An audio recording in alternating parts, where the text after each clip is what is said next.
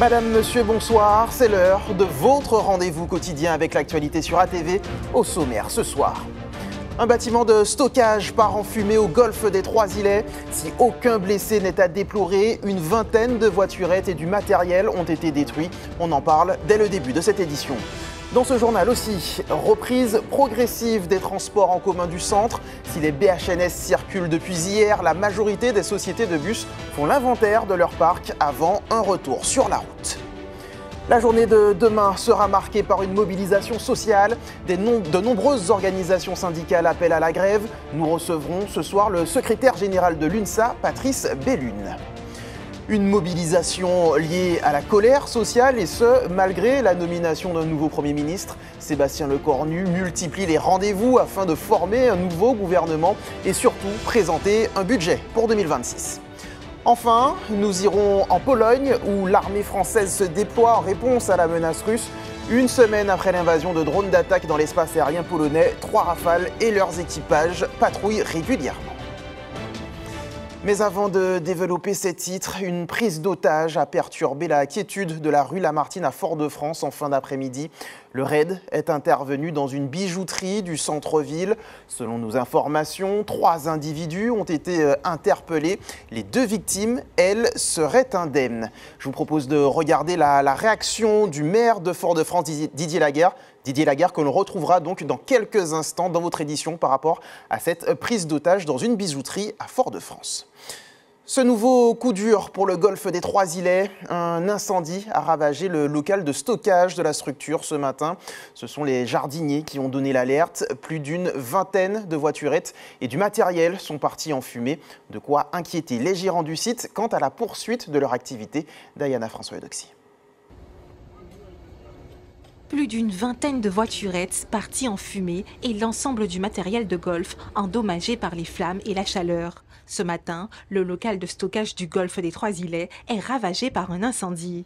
Déclaré par les jardiniers vers 5 h du matin, les pompiers sont ensuite intervenus pour éteindre le feu qui s'est propagé à l'intérieur du bâtiment fermé. Nous avons eu beaucoup de difficultés à entrer, mais nous avons pu faire remonter les volets et pénétrer avec beaucoup de prudence parce que ce qui brûlait à l'intérieur, c'était des véhicules, des petites voitures du Golf avec une motorisation électrique et un peu de motorisation thermique. Mais compte tenu que ce sont des batteries électriques, donc c'était très nocif pour l'homme et très nocif pour la nature et fort dégagement de chaleur. Donc on a dû entrer avec beaucoup de prudence pour pouvoir éteindre ce feu. À l'étage, le constat est également sans appel. Ici se trouvent des salles de réunion qui n'ont pas échappé aux flammes. Datant d'une trentaine d'années, le bâtiment est endommagé. Les fumées elles sont remontées, elles sont chaudes.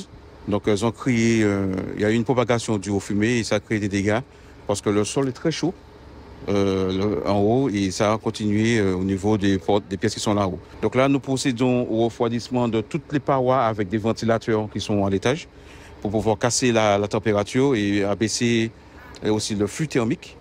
Et ensuite, nous allons continuer à arroser avec les lances pour pouvoir vraiment avoir une température très basse. Selon les responsables du site, ces fissures n'étaient pas sur le bâtiment.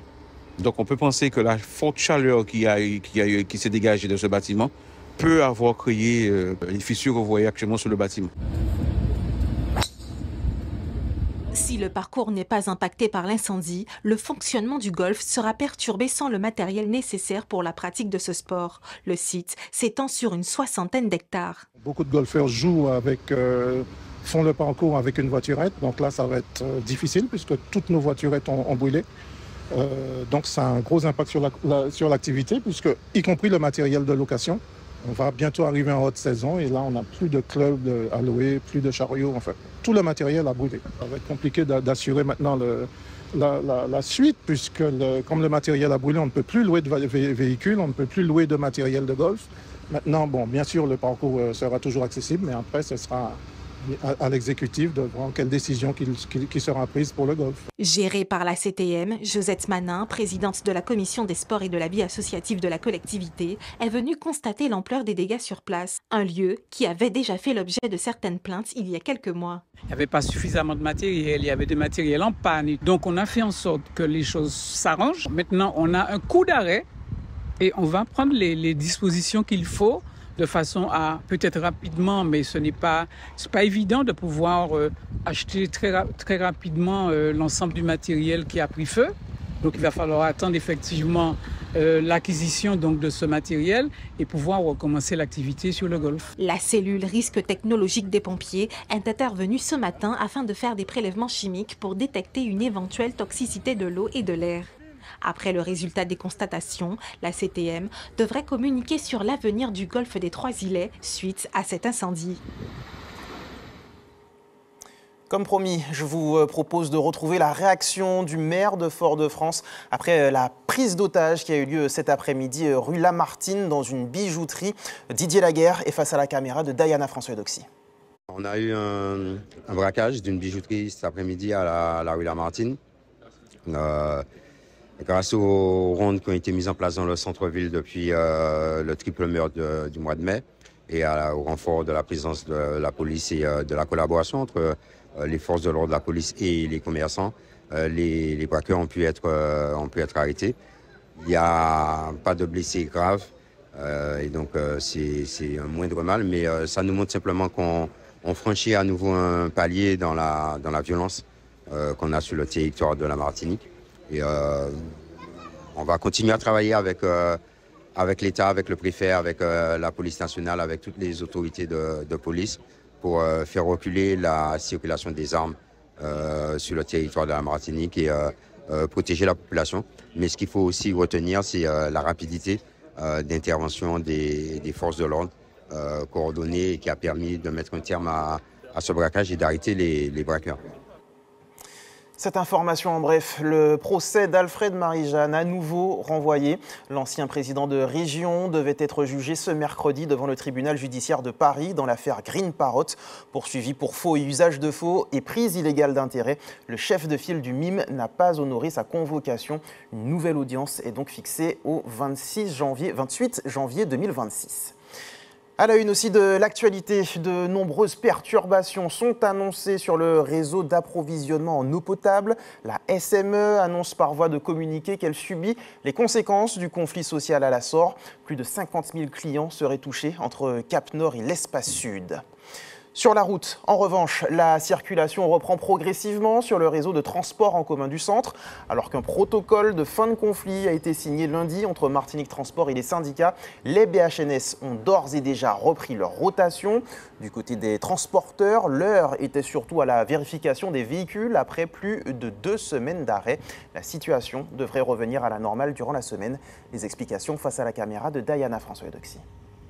Ce qu'on nous réclamait, certains ont été accordés, comme par exemple la ligne 100, la ligne 31, sur la 320, ils vont rajouter les bus automatiquement. C'est un combat qu'on a mené en tout premier lieu pour les usagers et aussi pour les chauffeurs.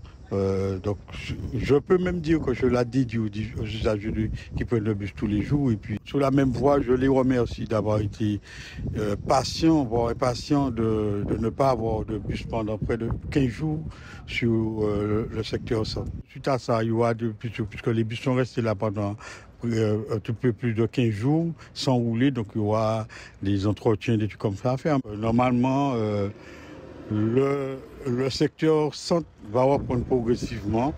Donc vous voyez que vous êtes à l'après-midi avec moi, qu'il n'y a pas encore de bus.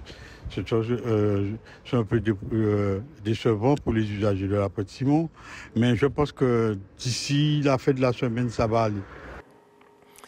Si les chauffeurs de bus reprennent le travail, un mouvement d'envergure est attendu demain. Plusieurs syndicats appellent à manifester ce jeudi. C'est le cas notamment de l'UNSA, dont nous retrouvons ce soir le secrétaire général. Patrice Bellune, bonsoir. Bonsoir. Merci d'avoir accepté notre invitation. Je le disais, grande mobilisation nationale demain, suivie localement. À quoi faut-il s'attendre ? Écoutez, tout d'abord, je vous remercie de m'avoir invité. C'est au nom de mon organisation interprofessionnelle que nous appelons à la grève massivement, et ce, dans les 3 versants de la fonction publique comme dans les secteurs privés, parce que les raisons de la colère sont nombreuses, parce qu'il y a des fonctionnements à flux tendu dans l'éducation, avec un manque de moyens, un manque de reconnaissance salariale. Songez que pendant plusieurs années, il y a eu un gel indiciaire dans la fonction publique, parce que vous l'avez dit dans votre journal plus tôt, c'est une insécurité qui imprègne l'ensemble de notre territoire et ce, dans tous les espaces.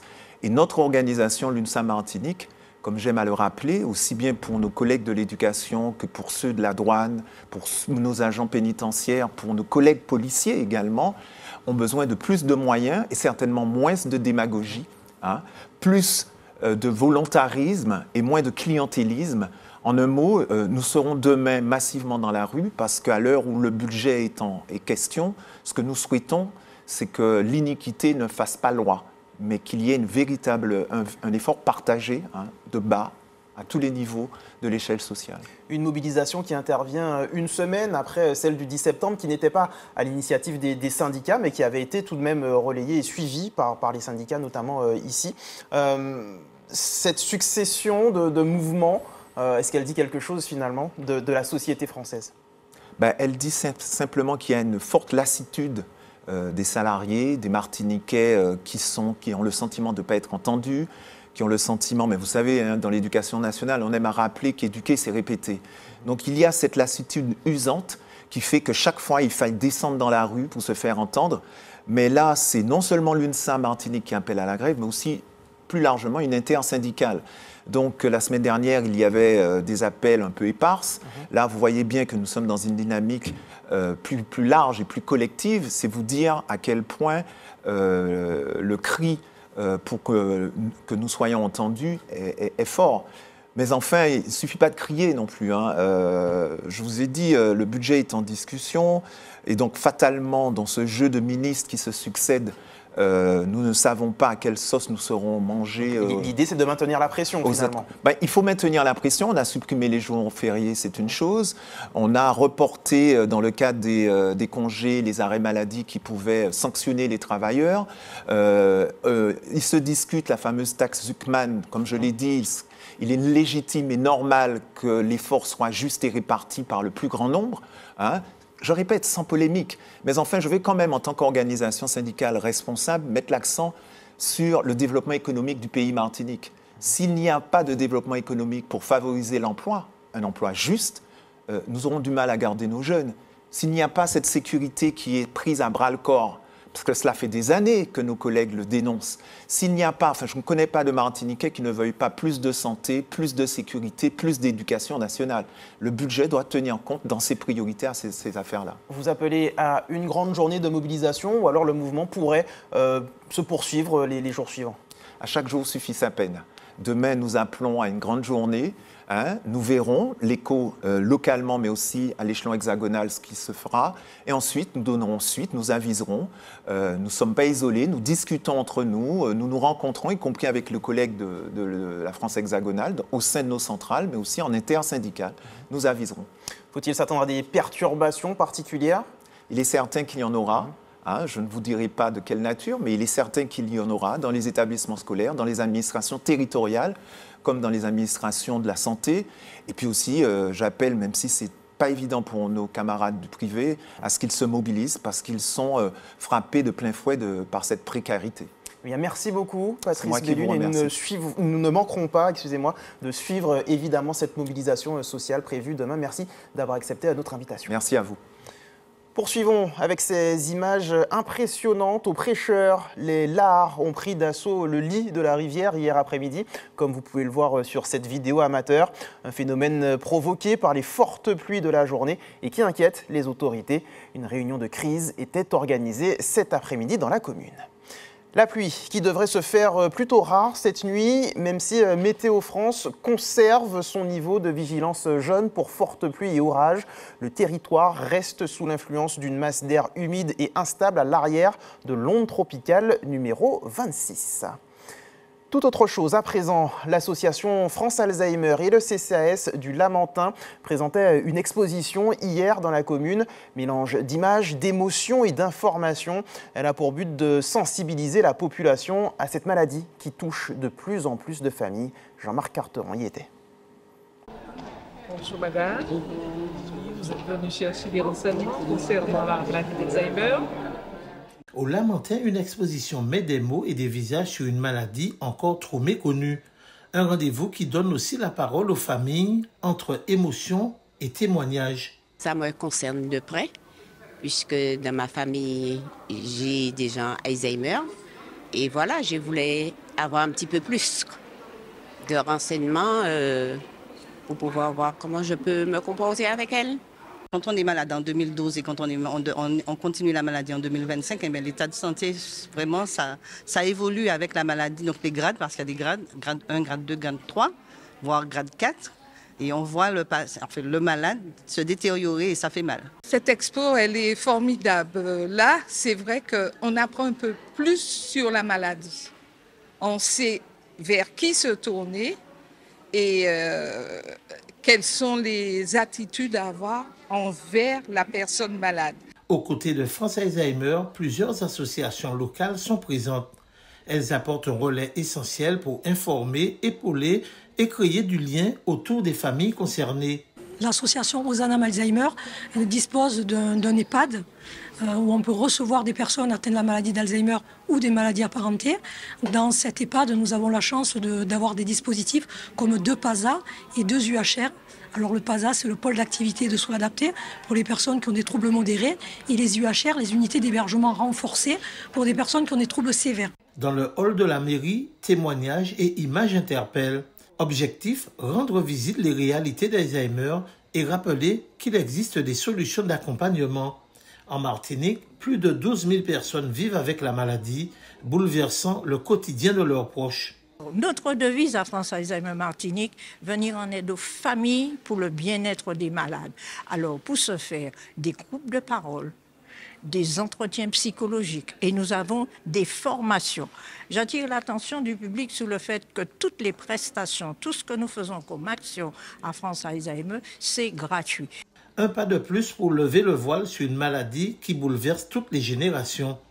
Informer, comprendre et agir, un mot d'ordre qui trouvera un nouvel écho le 21 septembre lors de la Journée mondiale de l'Alzheimer à Ducos. Place au sport avec la clôture des 8e de finale de la Coupe de France masculine de basket. Le Madingré était opposé à Lussac hier soir au Palais des Sports du Lamentin. Au terme d'une rencontre maîtrisée, les Foyalais s'imposent sur le score de 81-50 et poursuivent l'aventure. Récit du match, Karel Chassol et Marc Michel. Lussac entre bien dans le match, il prend la direction des opérations.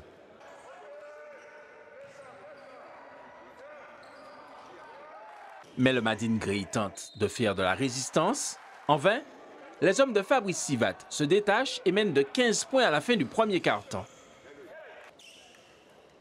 Au second, le match ne change pas de physionomie. Lussac accroît l'écart. À la pause, les Foyalais mènent de 27 points. À l'entame du troisième quart-temps, les protégés de Brice Balit semblent revenir sur l'aire de jeu avec d'autres intentions. Insuffisant toutefois pour inquiéter Lussac, qui garde 17 longueurs d'avance à l'aube de la dernière manche.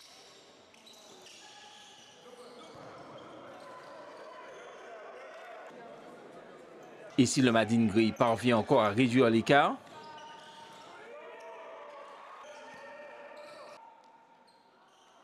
en fin de partie, les partenaires de Dodik haussent le ton. Lussac s'impose au final sur le score de 81-50. Je pense qu'ils sont en construction, ils sont en plein rodage comme nous. On a été meilleurs, peut-être qu'on a une préparation qui a été faite plus tôt, je sais pas, mais ils ne sont pas faibles. Non, non, pas du tout, pas du tout. On a respecté l'adversaire et on a fait un match sérieux. Belle équipe de Lussac qui est bien rodée, se connaissent bien. Nous, on a un groupe en formation avec de nouveaux joueurs, un nouveau coach. Donc, il faut que la mayonnaise prenne. On est au boulot. Voilà. Donc, on a fait ce qu'on pouvait ce soir. On va travailler. Ça nous permet aussi de nous jauger, savoir où est-ce qu'on se situe. Et on va bosser pour s'améliorer, en tout cas. Pour rappel, outre Lussac, le Wax, le Golden Star, le Golden Lion, le Rebond Pilotin et le CS Vauclinois disputeront les quarts de finale de la Coupe de France. Maintenant que vous êtes bien remis de la rentrée scolaire, l'heure est à la découverte de la nouvelle saison de Tropicatrium. Cette année encore, la programmation de la scène nationale s'annonce très riche et on en parle tout de suite avec Manuel Césaire.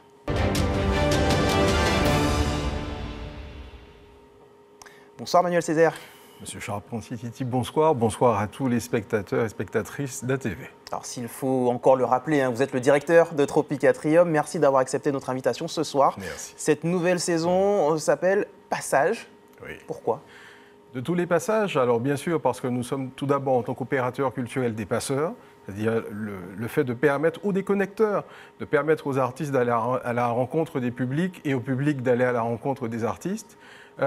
Des passages aussi, des esthétismes, des identités qui se croisent lors d'un spectacle, lors d'une exposition, lors d'une projection de film, de ces passages intérieurs qu'on vit tout au long de nos vies, du parcours de nos existences, mais aussi de toutes ces interactions qui peuvent être générées, provoquées, incitées, invitées par la culture, par l'action culturelle et par le croisement des identités, mais aussi des esthétismes très divers et très variés de par le monde et bien sûr de notre, je dirais de notre glaise très fertile, très riche, très syncrétique qu'est la culture martiniquaise. Une saison placée donc sous le signe des passages. Quels sont les grands rendez-vous de cette saison 2025-2026 ? Alors, je n'aime pas trop ce terme parce qu'il n'y a pas de petits rendez-vous. Il y a bien sûr des spectacles de grande taille, de petite taille, de grande forme et de petite forme. Mais alors, tout d'abord, inviter le public parce que nous faisons notre ouverture de saison vendredi. Ce vendredi à 19h en salle Aimé Césaire, c'est une manifestation gratuite où justement sera présentée la saison et aussi rythmée par des artistes qu'on a eu l'occasion d'accompagner la saison dernière, comme Sinké, comme El Sifleriag, comme Yawa, comme les élèves de la formation théâtre et BIR.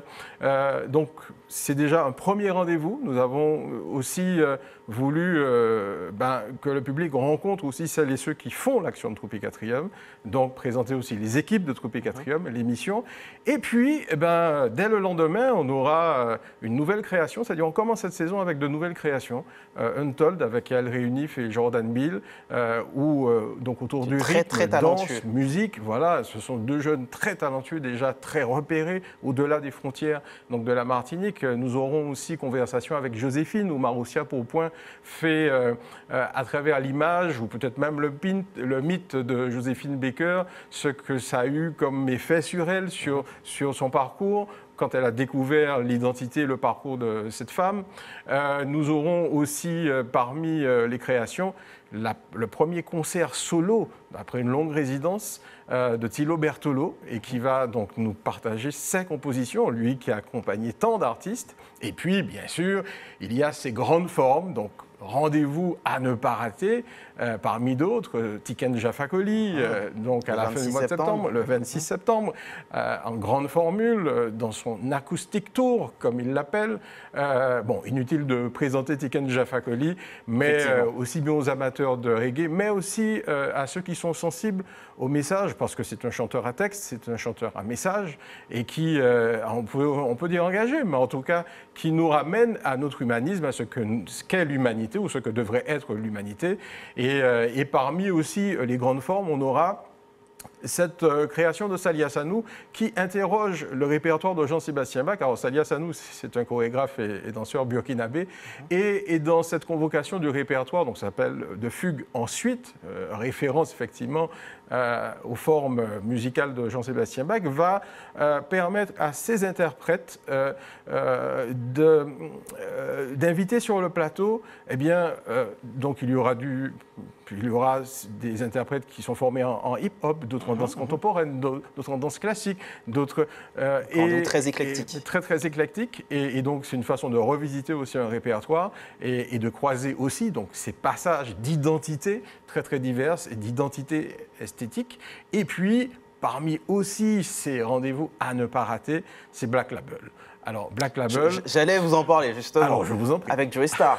Mais c'est sans doute vous qui allez le mieux en parler, mais c'est le 11 octobre à Tropicatrium. C'est vrai que ça faisait partie des rendez-vous que j'avais pointés sur le calendrier, sur le programme de Tropicatrium. Alors en effet, Joe Star, que l'on retrouve cette fois-ci en tant que comédien, sur une création vraiment protéiforme. C'est aussi un peu la spécialité de David Bobet, qui est aussi ce réalisateur, directeur de théâtre, scénographe aussi, et où on aura, à travers le texte de Léon Gontran Damas, qui sert, je dirais, de colonne vertébrale à ce spectacle, eh bien, on aura James Baldwin, on aura Malcolm X, on aura des textes d'Aimé Césaire, on aura des textes de Lester Young, on aura enfin, vous voyez, c'est vraiment Eva Doumbia, il convoque tous les deux, quand je dis « ils » au pluriel, parce qu'ils ont vraiment réalisé ensemble ce spectacle, ils convoquent toutes celles et ceux qui ont écrit autour des droits civiques, autour du respect, je dirais, des identités, ou parfois du rétablissement des droits évidents et primaires de l'humanité, à travers ce spectacle à ne pas rater. Puis on va retrouver Célène Saint-Aimé qui a signé la création musicale de ce spectacle. Et bien d'autres rendez-vous. C'est ça, parce qu'on a compris que des grands rendez-vous et on n'en fait qu'effleurer finalement voilà. le programme. Et deux mots aussi parmi les temps forts. Alors, nous n'avons pas encore les moyens de retrouver ces grands festivals, mais on aura l'Esprit Cinéma, donc pour tous les cinéphiles, au mois d'octobre. Et fin novembre, le Titac Jazz. Donc voilà, on aura aussi une jolie programmation autour du jazz d'ici, de la Caraïbe et du monde. Rapprochez-vous plus vite de Tropicatrium pour cette saison 2025-2026 intitulé Passage. Merci beaucoup Manuel Césaire d'avoir accepté notre invitation. Merci. Comme chaque soir, on regarde ensemble le calendrier de l'EFS. Demain, vous pourrez donner votre sang sur le parking du centre commercial de Cluny à Schellcher de 8h30 à 17h30. Autre possibilité, la Maison du Don, immeuble Le Fils, quartier d'Illon à Fort-de-France, de 11h30 à 17h30.